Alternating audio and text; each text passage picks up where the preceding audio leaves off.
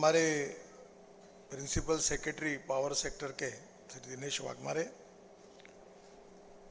श्री गिरधारी मंत्री अश्विन मेहड़िया जी, श्री रविंद्र जगताप, उपस्थित सभी भाई और बहनों,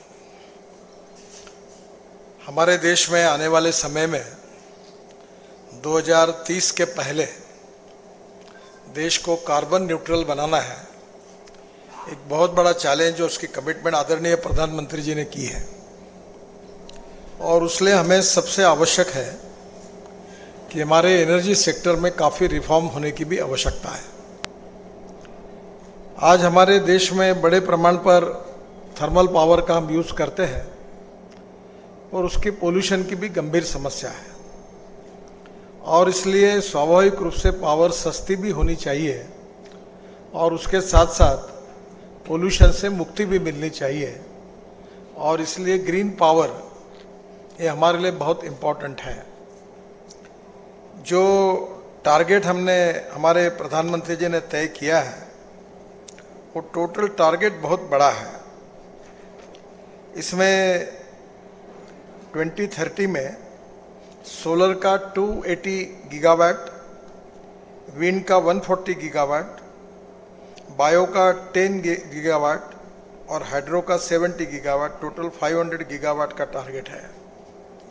और अभी एक समय जब शुरुआत में गुजरात में पावर प्रोजेक्ट शुरू हुआ तो इसकी पर यूनिट कॉस्ट 16.5 रुपये पर यूनिट थी, पर आज आप सब लोग अच्छी कंपटीशन कर रहे हैं जिसके कारण 2 रुपया 40 पैसे पे आई है। और अभी सोलर पैनल की इफिशिएंसी भी बढ़ी है और रूफटॉप अभी ऐसी सिस्टम आई है कि पूरा सोलर पर वो बेस है, तो जिसके कारण हर घर, हर शहर में छोटा भी घर क्यों ना हो वो सोलर पावर जनरेट करने वाला होगा। जो रिन्यूएबल एनर्जी है उसमें आज ये जो टारगेट हमको पूरा करना है, इसमें अभी तक सोलर में 100 गीगावाट यानी 56.9 गीगावाट का अचीवमेंट जुलाई 2022 तक हुआ है। विंड में 60 गीगावाट का 40.7 गीगावाट हुआ है। बायो में 10 गीगावाट का जो टारगेट था वो अभी तक 11 गीगावाट हुआ है। पर अब इसके बाद बायो में कोई, मुझे नहीं लगता कोई पूरा, क्योंकि मैं खुद भी 80 मेगावाट बायो पावर तैयार करता हूँ। पर बीच में जो सरकार आई यानी ये सरकार के पहले उन्होंने पूरे बायोमास के रेट ही कम कर दिए हैं, तो इकोनॉमिक वायबिलिटी आज अब मुश्किल है और इसलिए हाइड्रो में एनवायरनमेंट और फॉरेस्ट के क्लियरेंस की समस्या है और इसलिए ये टारगेट जो है ये सोलर में ही पूरा हो सकता है। और अभी तक हमारी बास्केट में सोलर का कंट्रीब्यूशन जो है वो 40% से भी ज़्यादा है। तो मुझे विश्वास है कि सोलर में काफ़ी बड़े प्रमाण पर रिवोल्यूशन होगा और निश्चित रूप से इस सेक्टर में काफ़ी इम्पोर्टेंस आएगा। जो सोलर में 240 गीगावाट की जो कैपेसिटी है वो आज के हिसाब से अगर करेंगे तो 7,80,000 करोड़ इतना इन्वेस्टमेंट इसमें आएगा। जॉब अपॉर्चुनिटीज़ है और ये केवल सोलर पावर की नहीं। तो अभी मैं फरीदाबाद के इंडियन ऑयल के रिसर्च लेबोरेटरी में गया था, तो उन्होंने सोलर कुकर ऐसे बनाए जो विसल भी देता है। और अभी ग्रामीण विकास मंत्री गिरिराज सिंह मेरे पास आए थे और उन्होंने कहा कि हमें ऐसी योजना बनानी है कि गाँव में हर घर में हमारा सोलर कुकर और सोलर का चूल्हा, ये पूरा घर का पूरा जितना कुछ है वो सब काम इसके ऊपर हो।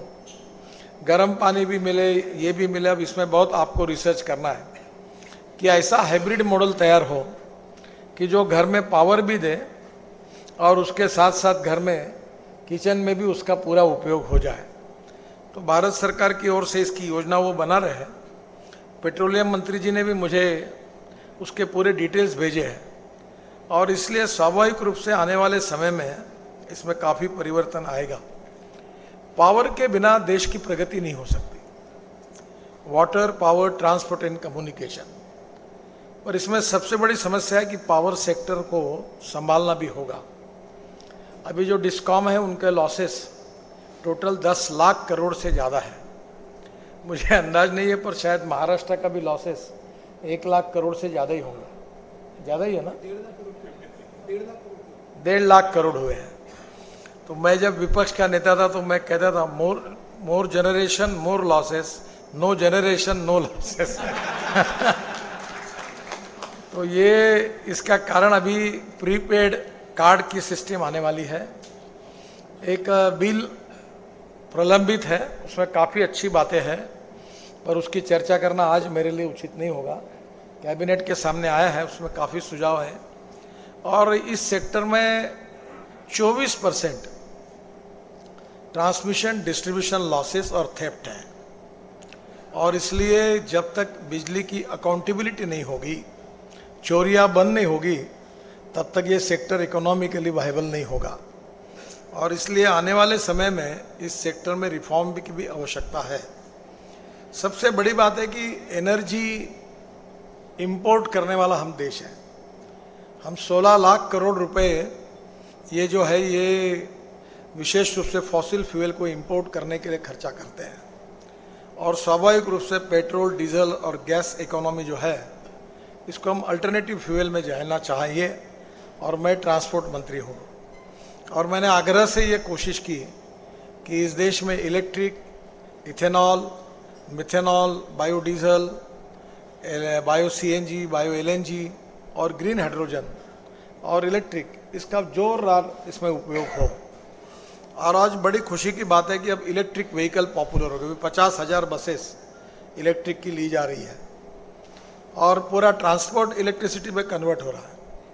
ये बहुत इकोनॉमिकली वायबल है। हमारे पास एक बस है नागपुर में, हम लोग गजानन महाराज का दर्शन करने के लिए सीनियर सिटीजन और दिव्यांगों को फुकट ले जाते हैं और ले आते हैं।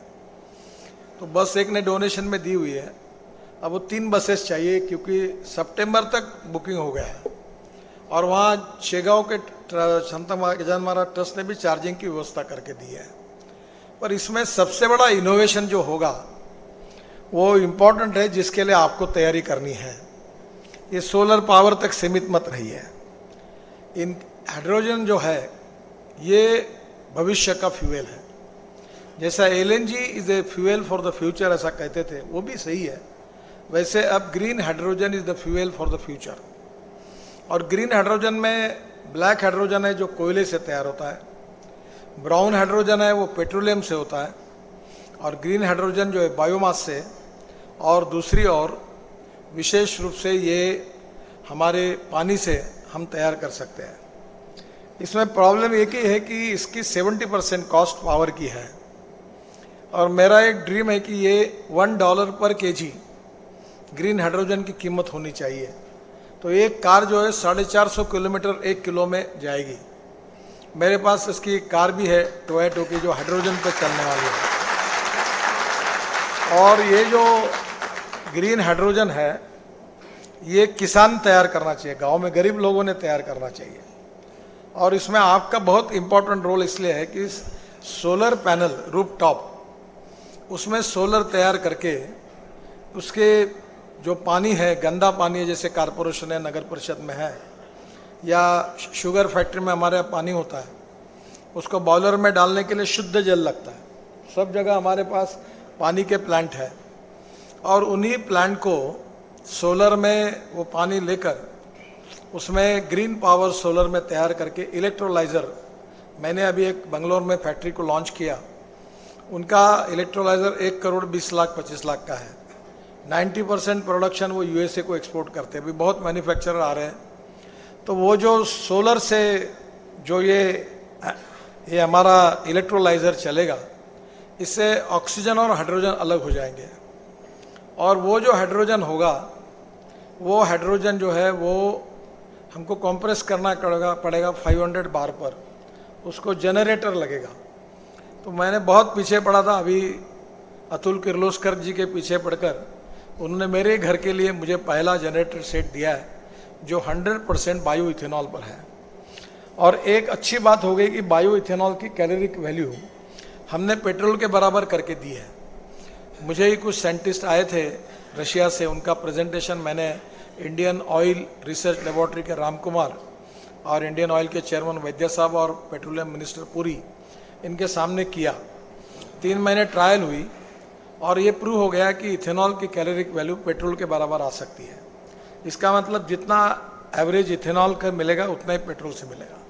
और अब में फ्लेक्स इंजन ऑलरेडी आया, अगले महीने से गाड़ियाँ आना शुरू हो जाएगी और 100% पेट्रोल पर, जो कैमरी की गाड़ी थी टोयोटो की, जो पेट्रोल के बाद 60% पेट्रोल पे चलती थी और 40% बिजली तैयार करती थी, वैसे मॉडल टोयोटो का आ रहे। मैं अभी 8-10 दिन में नागपुर में एक मॉडल के लॉन्चिंग के लिए भी जाने वाला हूँ। तो ये अब पेट्रोल के बजाय इथेनॉल पर गाड़ियाँ चलेगी, तो ये आधे प्राइस में होगा और उसमें अगर बिजली मिलेगी तो पेट्रोल का रेट 30 से 40 रुपए के बीच में आएगा। तो कोई इतना सस्ता होगा कि लोगों का सेविंग होगा। और अभी तक बजाज, टीवीएस, हीरो ने अपने बाइक भी फ्लेक्स इंजन पर लाई है। अभी मर्सिडीज, टोयोटो, हुंडई, सुजुकी सब की गाड़ी आ रही है। तो हमें पेट्रोल के बजाय इथेनॉल यूज़ करना चाहिए, क्योंकि ये ग्रीन फ्यूल है, इंडिजिनस है, import substitute, cost effective, pollution free और इंडिजिनस। और उसके साथ साथ ये जो ग्रीन हाइड्रोजन है, ये फर्टिलाइजर की इंडस्ट्री, केमिकल इंडस्ट्री, फार्मास्यूटिकल, जहाँ जहाँ बॉयलर है सब ग्रीन हाइड्रोजन पे चलेंगे। और ये ग्रीन हाइड्रोजन जब तैयार होगा और ये अगर सस्ता होगा तो ट्रक, बसेस, रेलवे, हवाई जहाज सब इस पर चलने वाले हैं। तो ग्रीन हाइड्रोजन तैयार करने के लिए हमें सोलर की ज़रूरत है, क्योंकि यही पावर सस्ती है। 2 रुपये 40 पैसे जितने रूफटॉप है उतने सोलर में कन्वर्ट करने हैं। मैं जब मंत्री था एमएसएमई का, तो मैंने स्टेट बैंक के सहयोग से वर्ल्ड बैंक और स्टेट बैंक को एजेंसी अपॉइंट करके एक स्कीम लाई थी कि कोई भी इंडस्ट्री वाला अपने फैक्ट्री में सोलर पैनल लगाए ऊपर, उतना उसको मीटर में बिजली तैयार होगी और उतना डिस्काउंट मिलेगा। पर जो इलेक्ट्रिसिटी के जो हमारी generation company, transmission distribution company है, इन्होंने हमारा 10 रुपये यूनिट वाला गिरा है, तुम क्यों लेके जाओ।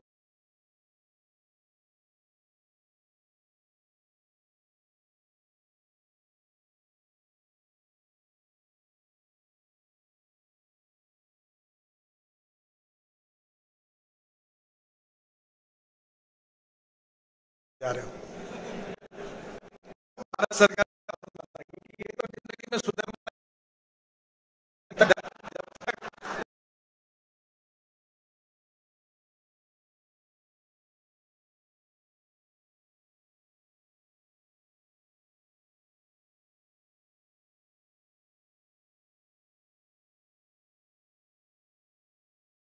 के बास्केट में ये जो 50%, 60% सोलर पावर आएगी, है। और इनकी थर्मल पावर, जो इनका पीएलएफ जो है वो भी उतना अच्छा नहीं है, और वो पावर 4 रुपये 4.5 रुपये जाती है, इनको मालूम है पूरा। तो ये नेचुरली 2 रुपये 40 पैसे की आएगी और उसमें डिसिप्लिन आएगी, तो इनको भी प्रॉफिट मिलेगा, क्योंकि तुरंत के पावर के रेट कम नहीं होने वाले हैं। और अब ऑटोमोबाइल सेक्टर में पूरा इलेक्ट्रिक की बसेस और ट्रक आएगी, तो उसके कारण भी फायदा होगा। तो मेरा आपसे अनुरोध है कि सोलर पावर से green hydrogen, solar power rooftop से जितने godown, railway station, public places, इसका बहुत बड़ा पोटेंशियल होगा। और ये लोगों ने किया भी, अभी नागपुर मेट्रो ने किया है, और वो अपनी पावर ही यूज़ नहीं कर सकते, क्योंकि राज्य सरकार ने ऐसे कानून बनाए कि उनको मिल, क्योंकि वो ट्रांसमिशन डिस्ट्रीब्यूशन करना है तो 2-1.5 रुपये यूनिट चार्ज लगाया, तो होता ही नहीं वायबल। तो उसके कारण जो था, अब सेंट्रल एक्ट के कारण जो नया आएगा, उसके कारण काफ़ी चेंजेस आएगी। और मुझे लगता है जो पावर आपकी सस्ती ग्रिड में जाएगी उसका भी फायदा होगा, और कंज्यूमर के लिए पावर की कॉस्ट भी कम होगी। पावर हमारे लिए, चाहे फ्यूल का सेक्टर हो, चाहे इलेक्ट्रिसिटी का सेक्टर हो, दोनों सेक्टर में हमें ग्रीन रिवोल्यूशन की तरफ जाना है। और इसलिए सोलर ये इम्पोर्टेंट सोर्स है, इसमें काफ़ी रिसर्च भी हो रहा है। मुझे विश्वास है कि आने वाले समय में और अच्छा रिसर्च करके इफिशिएंसी को बढ़ाकर आप जितनी सस्ता सोलर पावर करेंगे उतने डिस्कॉम भी प्रॉफिट में आएंगे, क्योंकि उनके बास्केट में ये जाने से उनका रेट भी कम होगा और उनका भी लॉस धीरे धीरे कम होगा, और पब्लिक को भी इसका फायदा होगा। मैं अपने तरफ से आप सबको बहुत बहुत शुभकामनाएं देता हूं, और निश्चित रूप से अभी सभी प्रकार का सहयोग आपको मिलेगा।